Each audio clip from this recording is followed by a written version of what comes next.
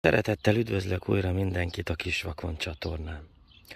Hát sajnos nagyon megfáztam és berekedtem. Mindazonáltal szeretnék valamiről beszélni. És ez nem más, mint ez a hagyma, ami ilyen furcsa a többi szép és egészséges hagyma között.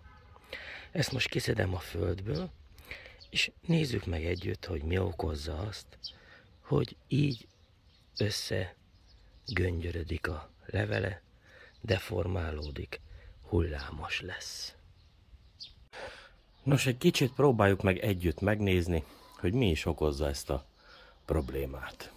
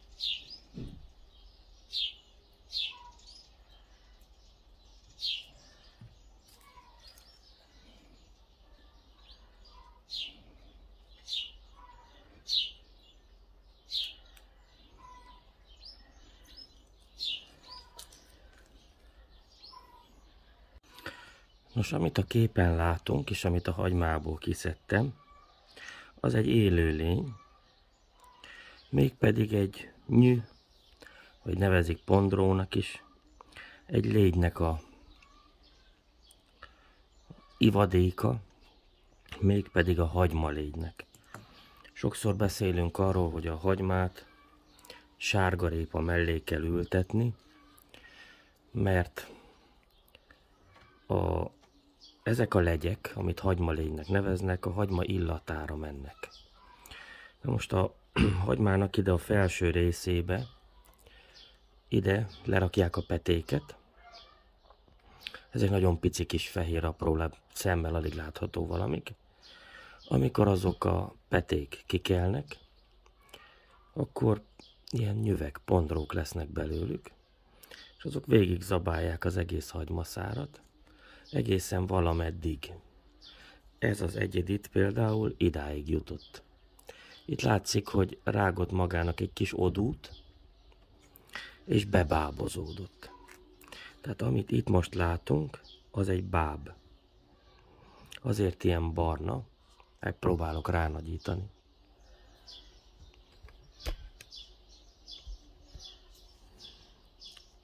Tehát ez a hagymalégy bábja.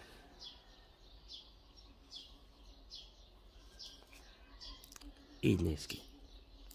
Ez be van most bábozódva. Ez körülbelül 2 hét alatt kikel, és egy légy lesz belőle. És az a légy majd újra rászáll a hagymánkra, és újra rárakja a petéit. És ezt eljátsszák körülbelül egy szezonba olyan 4-szer. Én ezt most megölöm. Látjuk a bebábozódott lárva. Az gyakorlatilag most elpusztult. Ez a hagymalégy lárvája. Mit érdemes róla tudni? Hát az első kártételt április-májusba végzik. Körülbelül ilyenkor, mikor érik a cseresznye. Ilyenkor ugye szétrágják a hagymát, és nem elégszenek meg sokszor egy hagymával, hanem ha sokan vannak, akkor lyukat rágnak a hagyma oldalán, és átvándorolnak a mellette levő hagymához, és azt is tönkre teszik. Tehát akár több hagymát is. Ha jelen vannak, azt úgy szoktuk észrevenni, hogy a levelek ilyen furcsák lesznek. Ez, amit mutattam ott az előbb a videóban is. Persze nem kell azt hinni, hogy a hagymalégy lehet az egyetlen oka annak, hogyha ilyen furák lesznek a hagymalevelei. Más talajlakó férgek is okozhatnak ilyen problémát. Keresek egyet a kertben, és megmutatom. Hogy a méreteit helyesen ítéljük meg, ránagyítok kicsit.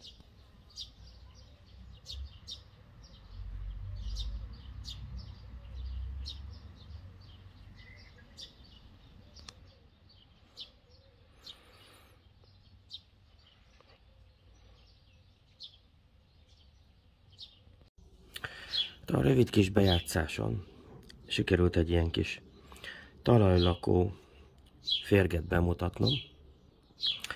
Miért mutattam ezt meg? Ha ezt látjuk a hagymán, akkor, és már láttunk hagymalegyet, akkor hajlamosak vagyunk egyből mindenre ráfogni, hogyha így deformálódik a hagymalevele, göndörödik, furcsa lesz, hogy az biztos, hogy hagymalégy. Nem biztos. Nagyon jó esély van rá, 80-90%-os eséllyel. Hagymalégy lárvája rágja, de nem biztos. Ezért én azt ajánlom, ha ilyet látunk, mindenképp szedjük ki a hagymát. Ne hagyjuk a földben. Egyrészt azért, mert ha elfogy, és sok a lárva, akkor a szomszéd hagymát is meg fogják támadni. Inkább szedjük ki. 2.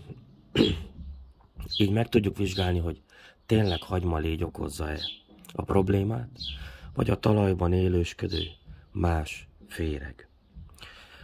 A hagymalégy nem mindig bebábozódva van természetesen. Én most nem találtam olyat, amelyik még nincs bebábozódva. Összesen 3 fertőzött hagymám van, hála Istennek. Viszont kaptam egy nagyon jó képet Miklós Árpádtól. Ezt megmutatnám, hogy néz ki maga ez a lárva, amikor még nincs bebábozódva.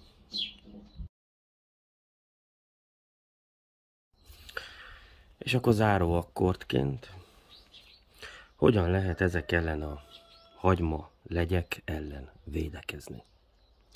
Hát nagyon nehezen, mert egész évben szaporodnak és támadnak.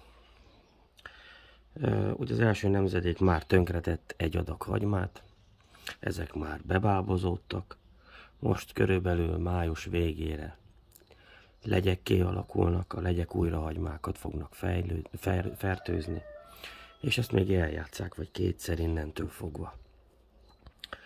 Az egyik megoldás az az, hogy ugye szaggal megpróbáljuk elfedni a hagyma illatát.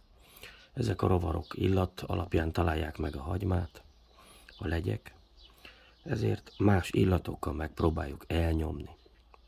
Erre alkalmas lehet ugye például a sárgarépa, de akár a petrezselyem, akár még a büdöske is nagyon sokszor. Persze ez nem egy 100%-os védelem, de ezzel vissza lehet fogni a kártételt. Én most 3 fertőzött hagymával küzdöttem. Ugye legközelebb is, ha ennyi lesz, és legközelebb is, ha ennyi lesz, akkor ez évi 10 hagyma. Ez még egy elfogadható mennyiség. Én azt ajánlom, hogy rendszeresen figyeljük a hagymákat.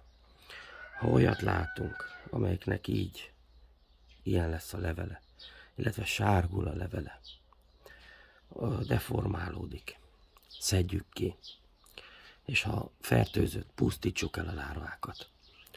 Mert újra és újra nemzedékek lesznek belőle még ebben a szezonban, és újra fertőzni fognak. Így is vesztünk hagymát, de kevesebbet. A másik védekezési módszer az igazából egy megelőző védekezési módszer, az a talaj fertőtlenítése. Ezt sokféleképpen lehet elvégezni, lehet vegyszerekkel is, és lehet, manapság már vannak biológiai készítmények is erre a célra. Bármelyiket választhatjuk, de hagymaültetés előtt, ha egy ilyen talajfertőtlenítést elvégzünk, akkor nagyban megelőzhetjük a hagymalégy támadását. Ugyanis az utolsó széria az a földben telel át jövő évig, és ezért aztán egy talajfertőtlenítés a következő évre megakadályozhatja ezeknek a túlélését. Hát elnézést kérek a mai hangomért, ez ilyen. Szörtyölöm a mézes teját, remélem hamar rendbe jövök. Minden esetre ezt szerettem volna megmutatni, főképp a Miklós Árpád kérésére. Egy kellemes napot, viszontlátásra!